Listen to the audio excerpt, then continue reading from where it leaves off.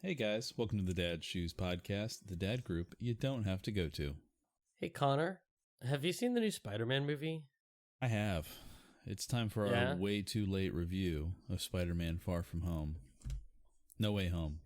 That'd be a really late review. That'd be really far, really belated. Really delayed. No. You know what? All right. So let's lay the groundwork here. You ready? Since you brought up Far From Home, I think No Way Home is a better movie. Wait, I liked No Way Home better. It hinges on Far From Home, but I hate. Jake Gyllenhaal? I prefer Thanos to Mysterio. Mysterio was a good villain. I mean, No, Mysterio was a douche. but what a twist, you know? Like, everybody knows Mysterio is a villain. And it's just like the whole movie, you're just waiting. You're like, okay, when is the shoe going to drop? Right? When I watched it, there's so many villains in like Spider-Man, especially like my whole mentality around Spider-Man revolves around the 90s cartoon, which Fair enough. since I now have kids and I've tried to get them into it, I've discovered there was like 3 different Spider-Man cartoons in the 90s. But the ones I watched and like the multiverse was introduced in that, like, well, wasn't introduced, but like they introduced the multiverse into that. Yeah, so they did a lot of comic book stuff in the cartoon. yeah, which so was I mean, cool. like there were parts where Mysterio was not a bad guy, where Venom is a good guy, and if I remember correctly, Venom's the good guy symbiote, but the red one, Carnage. it's the same Carnage. It's the same symbiote, but when he's on Spider-Man, he's like a goodish guy, but when he's on whomever else, he's a bad guy. Like Not Brock, exactly. Blaze, So ish. yeah, so Venom, I think in the cartoon and in the comic book came from. Oh my gosh, I want to say Battle World, but that's DC. It's the thing where they did the multiversal like fighting thing, right? Yeah. So the Venom came from another planet. That's kind of the gist of it. Yeah, Venom's an alien symbiote. Came from another place. Was when he was on Spider-Man. Spider-Man got like kind of aggressive, right? So Spider-Man wanted to get rid of him, and like Venom's whole thing really is that he just wants to get back to Spider-Man / get revenge on Spider-Man, right? He's kind of like an anti-hero. For getting rid of him. Yeah, for getting rid of him. Yeah. So he's kind of an anti-hero in that, yes, he is very aggressive. He will eat people, like the movie, you know, when they did the Venom Like movie. the new movie that there was a new Venom that came out like 3 months ago, and I didn't realize it was a sequel. New movies, Yes, or like the third Spider-Man, Tobey Maguire Spider-Man. same kind of thing, but like in the third Spider-Man, they really just played into the Eddie Brock and Venom both Eddie want Brock. revenge on Spider-Man. Ooh. And that's kind of the length of his villainy, you know, like that's his thing, his shtick, is he just wants Venom, or he wants revenge on Spider-Man. Now the red one is Carnage, Different symbiote. different I thought they were the symbiote. same. He is Venom's son, Venom's offspring, Oh, and okay. for whatever reason, well, he's absolutely crazy because he bonds with like a psychotic murderer. But Right. beside that part, they wrote in this thing where like fathers and sons hate each other in the symbiote race. Good catch. Did you get him? Nah. I saw him fly right across your screen after you clapped. Yeah. So they wrote in this thing where like fathers and sons hate each other for some reason. So occasionally Venom will team up with Spider-Man to beat Carnage because Carnage is stronger because he's like, Okay. You So know, the so that's offspring. why he's a good guy sometimes. yeah. Good guy. Air quotes. good Anyway, back to Mysterio. Mysterio's a fun villain sometimes. Anyway, back to No Way Home, the movie we're actually here to talk about. Is it a mosquito? Got it. There you go. Is it a mosquito? guy. No, it's just a fly. Oh, okay. Well, good shot. Those are hard to land. Anyway, back to No Way Home. I did it without hitting my mic, and that was my goal. Super impressive. So Marcy and I went to go see it in theaters a while Yeah. ago. And I know you rented it and you watched it at home. I almost bought it. Mm-hmm. I've watched it twice. Yeah. I've only seen it once, and I really need to see it again. So I watched it the other night when we talked about maybe we would be able to record like Monday. So I watched it Saturday. I rented it Saturday, and watched it again Monday. And And that was because we talked about maybe like recording this episode Monday. Yeah, and a while ago. I wanted to be fresh, right? I wanted to be kind of fresh on it. So I watched it again, and maybe I watched it Sunday so we could do it Monday. Anyways. Here we are. So Sunday night. I mean, I remember most of it. And I got to say, it has the best line in any MCU movie. Like, the first time I heard it, I didn't even hear the lead up. But, like, I heard, like, MJ starts talking about, this is going to be a spoiler-full Yeah, by the way. review. I feel like because it's been out long enough. late here. So It was I think we can talk in about it. theaters for like 6 months. Yeah. And now you can watch it. You rent it and watch it on Amazon. You can buy the DVD. So like if you haven't seen it yet, yeah. So anyways, MJ's like, I know a lot of magic words, and does this whole thing, and I totally thought she was just gonna be like first Spider-Man snarky, I hate authority MJ with Doctor Strange. Yeah. And she ends it with, and the first one starts with a P. It's please. And Doctor Strange looks at her, and this is the part I heard, like, gives her like kind of a little like, smirk. Please, Scooby-Doo this shit. Man, that was like, it was almost out of character for Doctor Strange to say Scooby-Doo, like Scooby-Doo this. Even the first time around. Yeah, and I didn't catch it the first time. So I'm starting to think that maybe, just maybe, the Doctor Strange movie, maybe that one was bad. Like, because I feel like every other iteration of Doctor Strange that we've gotten has just not lined up exactly. Right? Because in the movie, I would agree with this one a little bit, but in the movie he's kind of arrogant, right? Like in his movie. Mm-hmm. He's just like arrogant, absolutely. like not really into the rules. He's Dr. like, Stephen I'm Strange. Doctor Strange. I can do this because I'm Doctor Strange and because I want to. Exactly. And then in Infinity War, it's the Endgame, Strange Palmer process. Yeah. Not the Palmer Strange. And then in Infinity War Endgame, he's a lot more like sagely rule follower, right? Like he just takes things a lot more seriously, and it doesn't carry the same. Endgame, not Infinity War. I mean, in both. Like he wasn't really in Endgame until the end, but so particularly in Infinity War, he was very much more like, look, I'm a rule follower.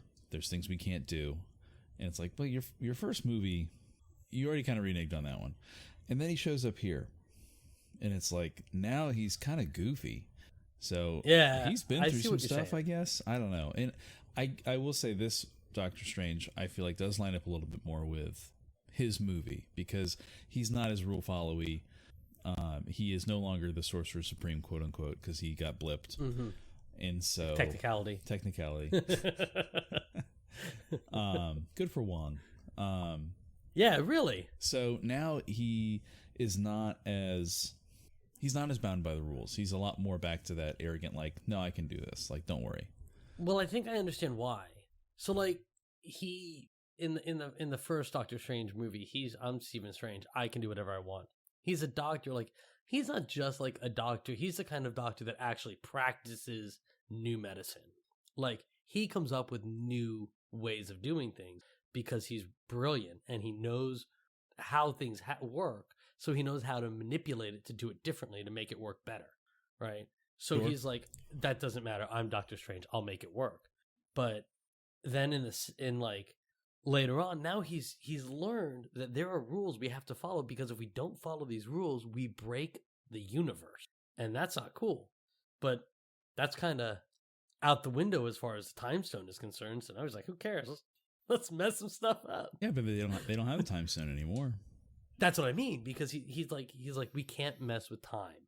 Is like that's the only rule that he's really following in Infinity War. We can't mess with time, which I've always thought was kind of hypocritical because he goes through and he looks at all 400 million possibilities, and one we're successful.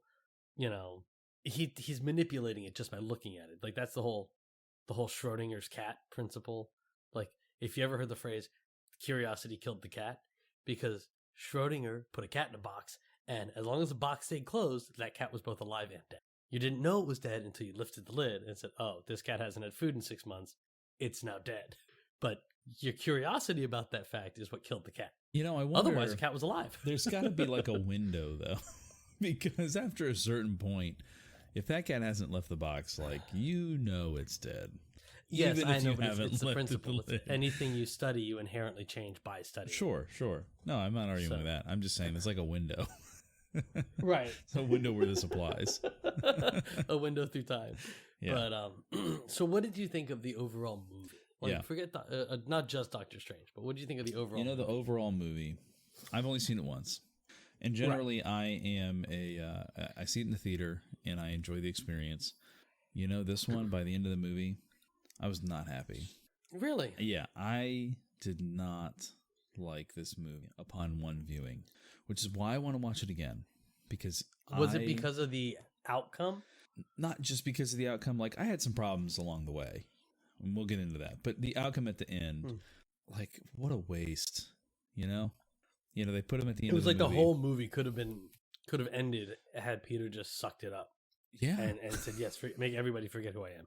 Yeah, well, that I am Spider-Man. Yes, like he didn't get left in a better place. Like, he had a problem in the beginning of the movie. No one can get into college. Okay, this kind of sucks. I am not being persecuted because Matt Murdock is a great lawyer. I wouldn't know why that was so hard to say. Matt Murdock is a great lawyer, and now I can't get into college, and that kind of sucks. So everybody needs to forget that he's Spider-Man, and he could have just told Ned and MJ if they still remembered who he was. Exactly. Like, he just got left in such a worse place than when he started. Not to mention the fact that why wouldn't you say to Doctor Strange, hey, maybe not everybody, right off the bat? Right. Why didn't you think of that? It's just the writing, And why couldn't Doctor Strange just cancel the spell? Yeah, why couldn't, after the first one, why couldn't he just stop and be like, all right, let's take some notes here. This is Dr. Stephen Strange, right? He's supposed to be a genius. Right. It kind of seemed to me like this is, yes, Peter is dumb and brilliant. He's really smart, dumb. Yeah.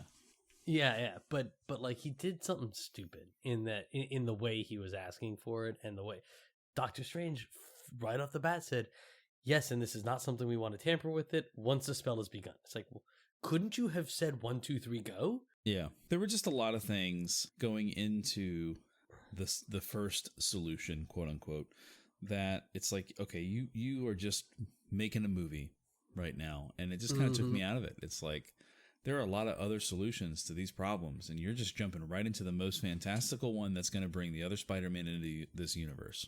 Doctor Strange even says that. He's like, wait a minute. Yeah, and then you think to plead your case. You didn't even call it out in the movie. You're like, wait, we just jumped right to this, like, teenagers. Jeez. Yeah, and it's like you could have. That doesn't make it better. It seems that someone like Doctor Strange, who has done countless life-altering medical procedures, would have said, okay, what do we need to do? What are we doing? What's our goal? How are we going to accomplish that goal? Are there any things I need to know before we get started? Like, that seems like a doctory thing to do. Why wouldn't he have done that out of habit? I don't know if we had talked about this too, but like, what, they were trying to get into MIT, right? Yeah. Didn't Tony Stark give a buttload of money to MIT earlier in the MCU? Doesn't Peter Parker have pretty good in with Stark Industries, Pepper Potts, Stark family? And they could. And I'm pretty sure he's got like his own scholarship to get in. Yeah, like, what the heck? Yeah, like there are some gaping loopholes. And they just created a lot of problems for the sake of making a movie, and I didn't like it. I didn't like it at all. So, like, when we see Tobey Maguire, he's in college, right? He's a college kid. He's not young Peter Parker. He's in college when he gets bit. So he's already a 20-something. So he's not young and dumb. He's still young and dumb, but he's not that young. I think he was a senior when he got bit. Because he graduates, and then the first movie, he's in college. But I think he's still in high school. Okay, yeah. But he's a senior. They move him out of high school. Right. He is not like young Peter Parker going to make childish mistakes. Yeah, okay. Exactly. And then Andrew Garfield is like the same. He's like a senior in the first move into college. Yeah. And then this is the first Spider-Man where he's like comic book Spider-Man. Like, he's young when he becomes Spider-Man. Like, we meet him years ago, and he's a freshman when he gets bit. Like, he's a sophomore when Tony Stark recruits him, 15, 16 years old. So, I mean, Yeah. this is the first time we get to see Young's Peter Parker. And he's brilliant, but he's also dumb. Because everybody's dumb at that age. Yeah. So, like, you can almost make the case that, like, yeah, this all happened because Peter Parker was. And then you think that, like, well, Doctor Strange should have fixed something, but Doctor Strange even says, I forget sometimes how young you are with all we've been through. And, like, okay, yeah, I see that. Like Doctor Strange just assumes he's already done all this. You're just trying to fix these problems with throwaway lines that Doctor Strange has. Hey, look, It doesn't change the fact that Doctor Strange is, multiple PhD smart guy, former Sorcerer Supreme. Like, they're just other people. And I get, it just felt like there was a lot of things in this one that they're creating a problem for the sake of having a movie. They need an excuse to break the multiverse so that other Peter Parkers can come in. right. This one just felt like so much more Sony influenced than the others did. I can definitely, like the fact definitely see that. You would have to really convince me that the fact that Peter Parker is not just forgotten by everybody was not Sony's way of being like, okay, he's done in the MCU and we're going to take him now. Because they just ended all of his connections. And then to go back into another movie, like let's say there's another Spider-Man or another appearance that he makes. Yeah. And they have, and if they ever go back on that, and he now has to convince Ned or MJ that he is Peter Parker, that he is Spider-Man. And their friend. You just undid all the stuff you did in that movie. It's like when Thor's hammer got broken, and then the next movie they're like, all right, we're going to give Thor a new hammer. Well, Captain America returns it. Well, I mean, like, when that was some of the critique that came after Ragnarok. It's like, wow, look at all this character development that Thor got in Ragnarok. Like he lost his hammer and he lost his eye and just all this growth. He doesn't need the hammer. And now he's got an eye patch on his cool dad. And then the next movie that he appears in, he gets an eye and he gets an axe. He gets an eye and he gets an axe. It's like, okay, that was cool, but it just kind of undoes the action. It makes it a little more cheap. Well, I mean, I think it's the old how come they didn't the Fellowship of the Ring didn't just fly eagles to Mount Doom. But I feel like they could have flown the eagles to Mount Doom, and wasn't there legitimate concern that the eagles would get shot out of the sky though? I don't think so. Maybe in like a book, like a letter that Tolkien to somebody. But because I feel like I have heard legitimate reasoning. Like, yeah, you get to the end of the movie and you're like, wow, those eagles sure are convenient.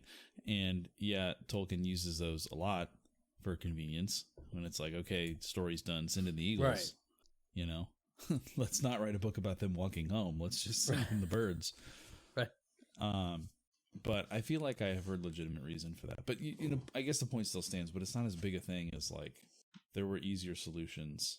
Yeah, but then you don't have a movie. To Peter's problem. But then you don't have a movie, but that's the inherent issue. They were like, we need a Spider-Man movie, so we're gonna make Peter make some really dumb decisions that, for me, took me out of the movie watching experience. It was like, okay, I'm not really invested in this one because you guys, like, it's not a thing that I would expect Peter to do. That didn't bother me at all, and I think the reason is because the series is over, right? The MCU's done. It was over at Endgame. That was the end. It was the end game, right? That was the last one. You could have ended it there and had a nice tidy bow on it. Everything's done, but they want to keep making content. Keep making movies, money, content. So they've now got all these schmovies going on. Thanks, snacks. They've got more movies coming out, like with Doctor Strange. They got another Doctor Strange movie coming out. Which, okay, fine. The only reason we have another Doctor Strange movie coming out is because it's about the multiverse, and so we needed an introduction to it. But like, how else would we get there? Everybody wanted a Doctor Strange movie, so how are we going to get there? It's like I get it, I get your complaint, but I mean, I have other issues with the movie. That is not one of them. It's just kind of like it's like it's artistic license kind of deal. Sure, I think I have two more big complaints, and then I'll let you share. What you got? Because I can wrap these up pretty quick. I didn't like that they killed Aunt May. I felt like when they first started this particular Spider-Man iteration, it was like, wow, this is fresh. Like, they're not going to kill Uncle Ben. They're not going to kill Uncle Ben. They're not going to show us how he became Spider-Man. It's just, this is how it is. Yeah. It was like, It's a big thing. And then now we're in movie 3 and all of a sudden it's like, well, we got to kill somebody, you know?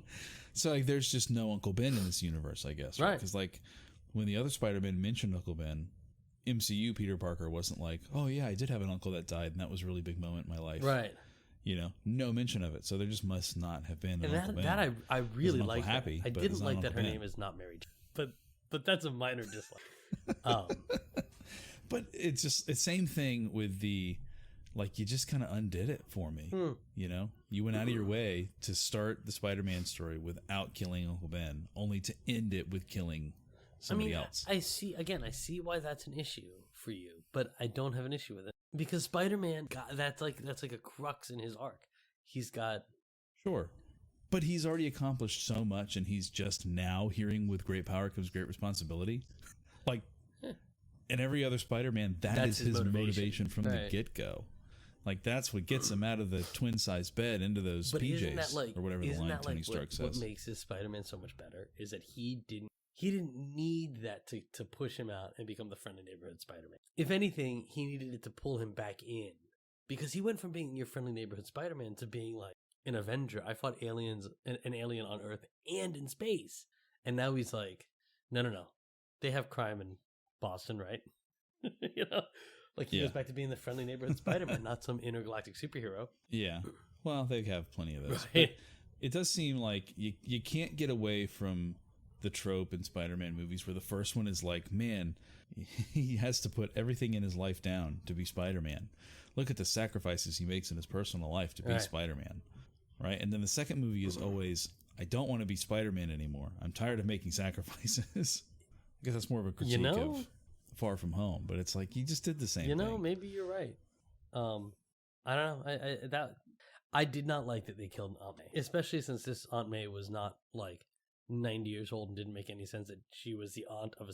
But sure, well, and like they just didn't need to. Like they resolved that scene, and it was like, oh, good, she's not going to die, and then all of a sudden she falls. Just drops. Yeah. I mean, that was a bump. Sure. My last complaint is, to me, any scene that had multiple Peters in it was just awkward. They just did not feel to me like they had any solid chemistry. I actually think that was intentional. They had some good lines, but it just felt awkward. It did feel awkward, but I think it was intentional. Like, I think the scene when they were like, they were making all the cures, they're gonna cure some ass. Like when Ned says, Peter, yep, Peter Parker, still yep, no, Spider-Man, yep, the computer. It's like that scene I thought was pretty funny because they were all answering, and then like, we're all on the same page, buddy. What's going on? Who are you calling? And there were some awkward takes, like the Andrew Garfield, Tobey Maguire, like yeah, no man, yeah, I really needed that, but like I think it was intentional. Yeah, it's like I see you were trying to be funny. It's like, hey, we're gonna let you guys ad lib a little bit. We're gonna let you guys improv, and then it's like these are not improv actors. Although apparently Andrew Garfield's really good. Maybe, I'll be honest. I've seen him in this and The Social Network. I've seen him in a few things, and I didn't actually know he was British. I've heard Tick, Tick, Boom is amazing. But it is funny they have two British Spider-Man. Yeah. It's kind of amusing. But I thought it was great. I loved old Tobey Maguire. Like, he's like, I've been there. It's like the Peter B. Parker, you know? What? I think it's what made, like, from Into the Spider-Verse. I only watched half of that, and now I can't Like, you have Peter Parker. What? Oh yeah, I put it on because, like... We can't talk about Spider-Man anymore. Because that movie is I know, so I've good. heard it's like the best Spider-Man. But that's like one of my points with Into the Spider-Verse, right? It's like Peter B. Parker, yeah, he's kind of lazy and he's just beat down, but you got to figure, of all the Spider-Men in that movie, like, he is the best. Yeah. He's got to be the most powerful Spider-Man of any Spider-Man in that movie because he's been doing it the longest. Sure. Like, he just has that experience. And it's the same thing with Tobey Maguire in this one. It's like he's got to be. Like, I've been doing Spider-Man so long, my back hurts. He's been Spider-Man the longest. You know, yeah. I thought it was great. You know? And I guess because, like, the power sets are a little bit different, you really are meant... I feel like you're really meant to think that Tom Holland is the most powerful of the three Spider-Men. I mean, That's kind of the vibe I got. I got that Tobey Maguire has the most like experience linearly.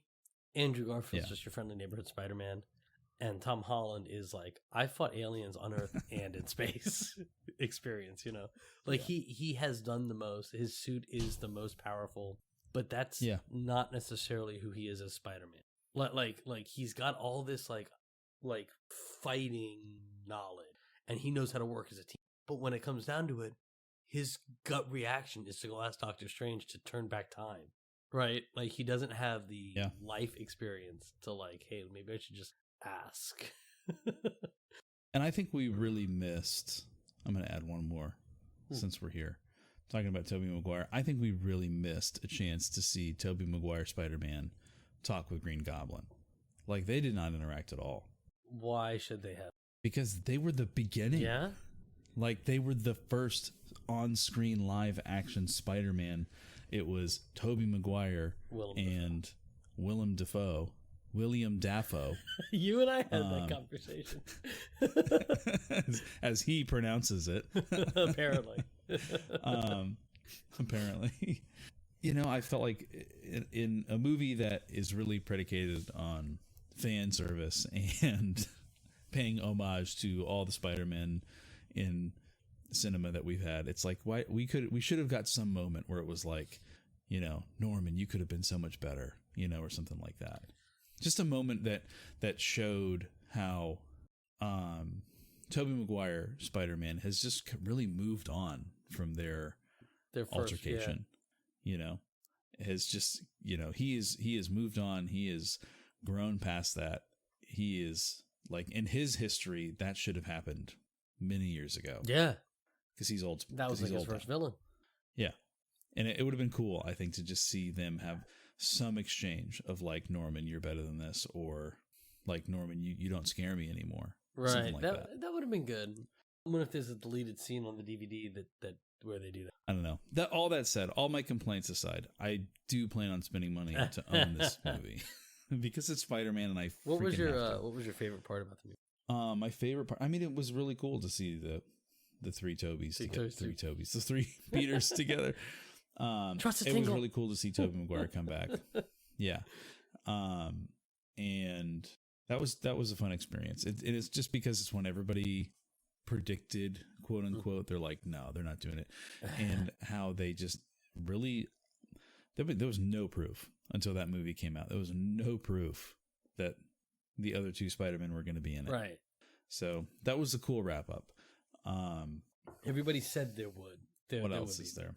Yeah, everybody called it, but it's like, you can't prove it. Like the fact that they really eliminated proof until it was revealed, until it came out. They even had Willem Dafoe, his voice in the trailer. They had Doc Ock was in the trailer. No, you knew the villains were going to be there. Oh, you mean that? Okay. And it's like, if the villains are going to be there, I just mean that that Tobey Maguire and Andrew Garfield were in the movie. That there was no proof that was going to happen. Everybody figured it was going to happen. I got to tell you, I hated at the end when MJ's falling. It was right out of Andrew Garfield Spider-Man, and he's got to save Gwen.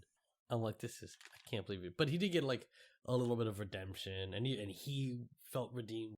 I thought it was cool. I mean, there were some definite issues I had with the movie, but overall, I enjoyed it. It was a fun movie. There was one line that Andrew Garfield put out there that they kind of glossed over, and it was when they were trying to not console, I guess console, talk to MCU Peter about Aunt May dying, and it was like, like Andrew Garfield Spider-Man's like, I went to a dark place, and I kind of let the darkness take over for a little bit.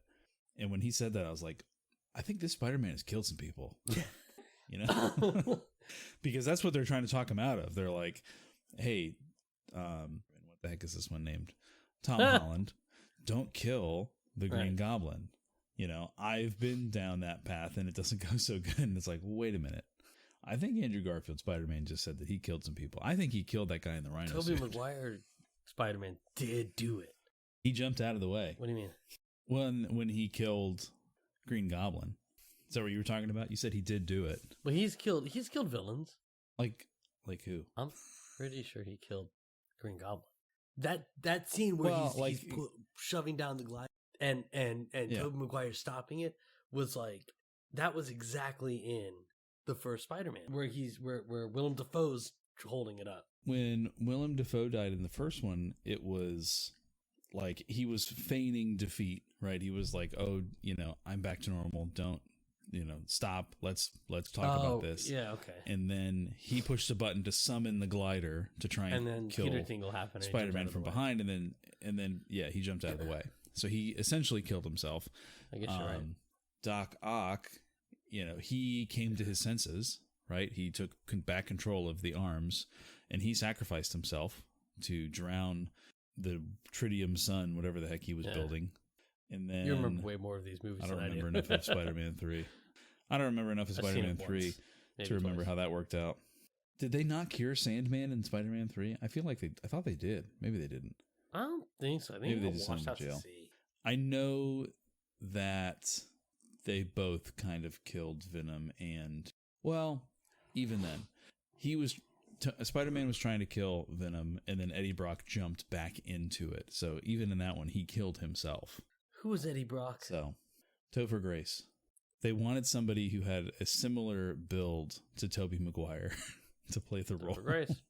Yeah, I mean, that's true. Yeah, what? Not the direction I would have gone with it. What would you have gone with? Like Eddie Brock is usually kind of a meathead. Yeah. Like he is a journalist, photographer, but Brock. That's why, because he was always Brock in the cartoon. They called him Brock, and he was always that 90s cartoon triangle top. Yeah. Well, and even in the new Venom movies, like I love Tom Hardy, but they really have kind of went with a squirrelier, nerdier kind of Eddie Brock in those movies. I haven't seen it. Then I'm Eddie Brock. I'm really cool, and now I have a symbiote, and we're awesome together. They really made him kind of scared and not happy. I was very interested in the post-credit scene, and clearly there's going to be another one. There has to be. Did you see the post-credit scene? Like strictly Spider-Man movie? I saw the one where they took Venom back, and then a little piece of the symbiote somehow managed to escape. Which doesn't make any sense, because if part of it goes and all of it should go, but who am I to argue with? It's not like a door closing. Yeah, exactly. It got summoned back. Although, so who knows? It's just like they're just making it fit so they can sell more. Well, I got some issues. Were there 2 post-credit scenes that you saw? There were, but I didn't stay for the second one. And I heard the second one was really just a clip for Doctor Strange. It looked to me like a trailer for Doctor Strange. And I wasn't sure because I rented it on Amazon. I wasn't sure if it was just because of that or if that was actually just the second post-credit. No, that was the second post-credit scene, and people were kind of upset about that. Just based on what I saw in that post-credit scene, the whole Multiverse of Madness is hinged on Doctor Strange having opened up this timeline, or this multiverse, right? Opened up a gateway through the multiverse. But he closed it. It is done. If he did what he said he did, nobody remembers Peter Parker at all, then nobody should know that he did that. Like, that should be wiped from everybody's memory. Like, somehow there was a fight at the Statue of Liberty, and everybody remembers that there was. Which, putting the Captain America shield in the Statue of Liberty, dumb idea. Maybe the smartest thing J. Jonah Jameson ever said. Make another statue if you have to. Well, and I think people in the last couple years with these MCU properties are trying to like put a pin in it and say this is what created the multiverse, because I did the same thing with Loki. They're like, oh, there's multiple timelines now. This is what created the multiverse. I don't think that created the multiverse at all. I think the multiverse has always existed. There's not like an event that sparked it, and I think What If is what proves that, because there are events in What If that are different that must have happened after the timeline split, I don't think that's the right way to look at it at all. I think that multiverse always, one of the things I like about a lot of the MCU, this MCU, is that physics pretty much makes sense. And like, you can look at this and say, no, I can see this happening in this. The magic and the wizards kind of takes it to a new level, but otherwise, if you can say that the multiverse exists at all, then why wouldn't it have existed always? Like there was always like a multiverse. This is just the way it's always been. There's multiple outcomes, each spawn their own universe. So like you and I deciding to record tonight spawned several different universes, right? And I think that's how the multiverse works. Yeah. Well, I'm just saying, like, you can't tie it to the timeline splitting in Loki, because it's time. That's not universes. That's timelines. Yeah, exactly. Those are different. And based on how we've seen time travel works, like, oh man, that's too much to think about this late at night. We could turn this into a whole MCU podcast. Just thinking about, like, time travel. You know, everything in Endgame was supposed to happen that way, I guess, right? Otherwise, the Time Squad would have showed up and been like, "Y'all are variants." No, it did happen. It didn't. It wasn't supposed to. It did happen. Yeah, but that's the thing with time travel. Well, I mean, like, because they went back in time and they took stones from supposedly other timelines. I don't remember how time travel worked in the MCU. If you go back in time, you always went back there. It's not like but it's not like Back to the Future. No. Back to the Future doesn't make any sense. Because they went back, because they went back and they changed things, and they did not arrive in a new future. Right, exactly. Well, unless they were always going to go back and replace the things. That's how time travel worked. They always if you were going to go back in time, that means that like you already went back in time. Like you would have already gone back, so you couldn't change the past. That scene in Bill and Ted when he's like, "Oh, I'm gonna have to remember to get the car keys, and I'll put them right there," and then the car keys are just there. Is that the new Bill and Ted? No, this was the paraphrase from, like, I think the original one. I vaguely remember that, but I haven't seen Bill and Ted in years. He was like, they were just kept doing that because at the end, the whole thing was like, "Oh, when we're done with this, we have to go back and fix a few things." And then he's like, "Oh yeah, when I'm doing that, I'm going to put this chair over here so that it was already there." Stuff like that. When he's like, "Man, we needed car keys. I'll find them later and I'll hide them right here." And then the car keys just happen to be there. I don't remember if it was car keys, but it was something stupid like that. I don't remember. But, Spider-Man. So this is our Spider-Man episode. Comes out the day after Greek Easter. Easter? Yeah, Eastern Orthodox Easter. But, Greekster. They probably wouldn't call it that. But I texted my dad, "Happy Greekster." He thought it was funny. But anyways. We get a dad joke in there anyway. Thanks for hanging out with us tonight. Or today on the Dad Shoes podcast, the Dad Group. You don't have to talk to anyone unless you want to. So we're invoking another fandom tonight. What do you think about No Way Home, the new Spider-Man movie? New Spider-Man as of like 6 months ago, but hey, I just saw it. So what do you think? We'd love to hear your topics about That's dad life. And that is dad life right there. And otherwise, you can reach us at Dad Shoes Pod on Twitter and Instagram. Bye.